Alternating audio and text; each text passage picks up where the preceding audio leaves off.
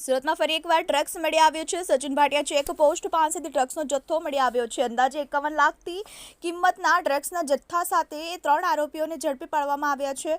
મધ્યપ્રદેશથી આ ડ્રગ્સ લાવવામાં આવી રહ્યું હતું। હાલ પોલીસે આરોપીઓને ઝડપી લઈને વધુ તપાસ હાથ ધરી છે। પોલીસે કહ્યું કે એસઓજી અને ક્રાઇમ બ્રાન્ચ દ્વારા ડ્રગ્સ ઝડપી પાડવામાં આવ્યો છે। બાતમી મળી હતી કે મધ્યપ્રદેશથી ડ્રગ્સ લાવવામાં આવી રહ્યું છે, જેના આધારે વોચ ગોઠવવામાં આવી હતી, જેમાં સિલ્વર કલરની કારમાંથી ડ્રગ્સનો જથ્થો ઝડપી લેવામાં આવ્યો હતો।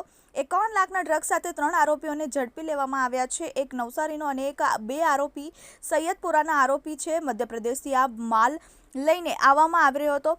આરોપીઓ કોને ડ્રગ્સ આપવાના હતા તે અંગેની વધુ તપાસ હાથ ધરવામાં આવી છે। પકડાયેલા આરોપીઓ ત્રણેય કારમાં સવાર હતા।